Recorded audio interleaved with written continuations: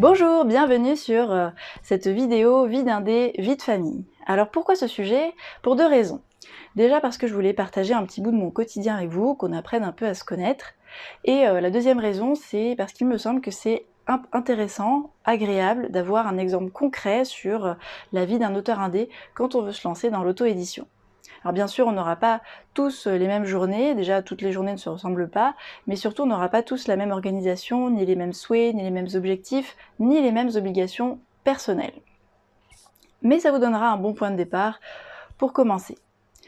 Alors, je vais vous parler de ma petite famille déjà, je vais vous présenter un peu qui se trouve à la maison. Il y a d'abord mon mari que vous connaissez sous le pseudonyme de Sniper des fautes d'orthographe, qui est un soutien génial, précieux, aussi bien moral que technique, puisqu'il est informaticien, donc il me permet d'optimiser certains problèmes techniques ou certaines exigences techniques liées notamment aux vidéos. Donc voilà, je le remercie à 200% parce qu'il me soutient à 200%. Ma fille, c'est pareil. Alors évidemment, elle ne peut pas me soutenir techniquement, hein, elle a 6 ans, mais c'est un soutien moral important, c'est un moteur aussi pour moi, parce que je veux lui montrer à quel point on peut réussir, à quel point on peut réussir à atteindre ses rêves, ou en tout cas à s'en approcher, quand on travaille dur, quand on se donne les moyens, même malgré des difficultés. Voilà. Donc la famille, c'est ça, c'est un soutien précieux, en tout cas pour moi. Je sais que ça ne se passe pas toujours comme ça pour tout le monde, c'est dommage d'ailleurs parce que c'est important dans une telle aventure d'être soutenu. On a souvent des journées compliquées, difficiles, on a souvent besoin d'être reboosté et ça doit être le rôle de la famille, mais si ce n'est pas le cas pour vous, n'hésitez pas à vous entourer de personnes positives qui vous tireront vers l'avant.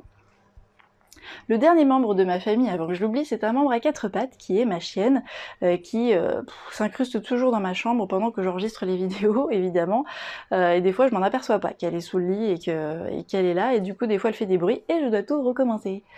Mais bon, ça c'est autre chose. La famille, c'est aussi une source d'inspiration. Je voulais vous parler d'une petite anecdote concernant ma fille, puisque elle a participé à... Non, elle n'a pas participé. Elle a inventé un mot, ça partait d'un jeu comme ça, et c'était sur un pamplemousse, je crois qu'elle avait mal prononcé le mot pamplemousse, et donc elle m'a sorti le mot pampelot. J'ai tellement aimé ce mot que je lui ai promis de l'intégrer dans une histoire, et c'est chose faite. Oui, ce mot sera dans l'histoire de Monsieur Ballot, qui va sortir en septembre, là, les aventures de Monsieur Ballot, et c'est le prénom d'un personnage. Je cherchais un prénom sympa, rigolo, mignon, et j'ai dit mais c'est parfait, c'est ce mot-là qu'il me faut, il s'appellera donc Pampelot. Donc vous voyez, il s'agit des fois d'un rien pour vous inspirer, pour vous faire rire et surtout transformer vos romans en souvenirs sympas. Ou vos livres hein, d'ailleurs. Allez, je vais passer maintenant à la journée type. On avance. Journée type de Marie-Rosa, eh bien qu'est-ce que c'est? C'est d'abord se lever tôt. Oui, je me lève entre 6h et 6h30 le matin, parce que je suis une lève tôt, et parce que je veux absolument m'octroyer 1 à 2 heures d'écriture chaque jour. Sauf exception bien sûr, mais sinon, chaque jour, je commence par ça. Il y en a qui commenceront par leur café, et ben moi je commencerai par l'écriture, j'en ai besoin, c'est ma dose pour être de bonne humeur pour la journée. Ensuite, il y a les posts, les réseaux sociaux. J'écris, je communique avec les gens, je fais des articles, j'essaye de faire des articles intéressants, rigolos, pour voilà, donner toujours un peu de bonne humeur aux gens. Donc voilà, il y a la partie communication qui prend pas mal de temps. J'enregistre ensuite mes vidéos YouTube, pareil, voilà, ça prend du temps, parce qu'on n'arrive pas forcément du premier coup à faire des vidéos aussi sympas que celle-ci, n'est-ce pas ?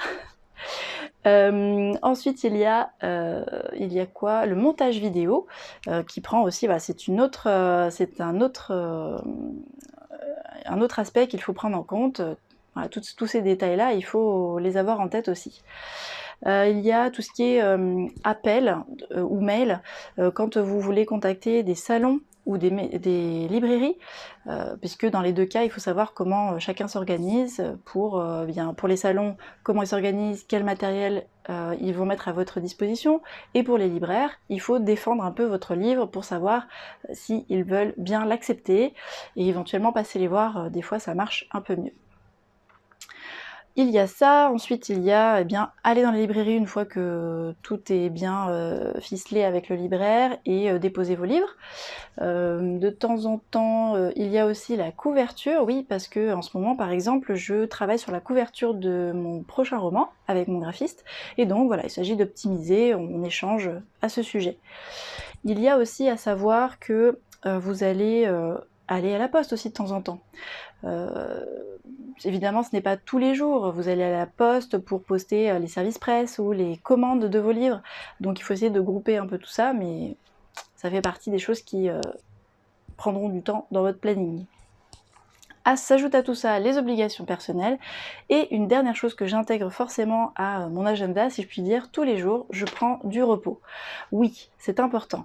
Alors, moi j'en ai besoin pour des raisons de santé, mais même sans ça, je pense que c'est vraiment important de déconnecter un petit peu chaque jour. Prenez du temps pour vous, sans devoir répondre à qui que ce soit, prenez du temps pour vous poser, pour poser votre esprit.